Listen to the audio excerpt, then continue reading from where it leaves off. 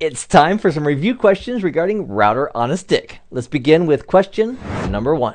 What is the main benefit of using router on a stick with a traditional layer 3 router from Cisco?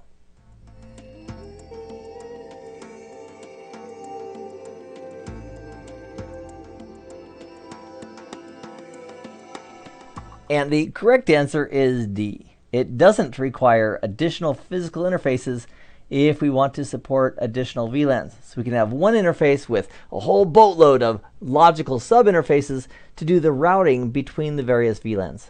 So if we have 10 VLANs already set up and supported by one physical interface, we want to add more sub-interfaces, it doesn't require additional hardware to do that. Question number 2. How does the router know which frames, as they come into the router interface, how does it know which of those frames should be processed by which sub-interfaces? That's a valid question. What do you think?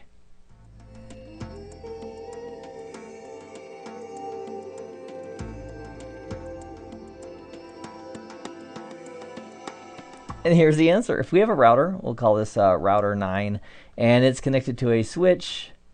And on that switch, we're doing trunking right here. And let's imagine we have 10 VLANs. So VLAN 1 all the way through 10. When those frames are being sent out that trunk port, they're being tagged with 802.1q tags. And when those show up at the physical interface of the router, it looks at that tag and says, oh, you are tag 5 or tag 6 for VLAN 5 or VLAN 6. And then if it has a sub-interface, if R9 has a sub-interface that's been configured to support that specific VLAN, that's how it knows which sub-interface supports that VLAN based on the incoming tag and matching that up with the sub-interface that's associated with that tag.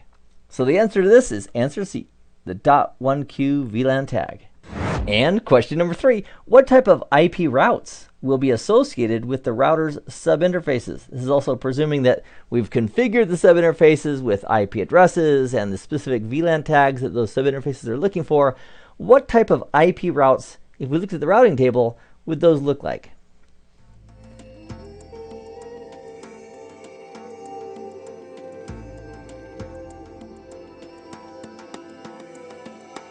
And the answer here is C. They would look like directly connected routes. And that's because each of those sub-interfaces is logically connected to their respective network. So from the routing table, they would look like directly connected routes.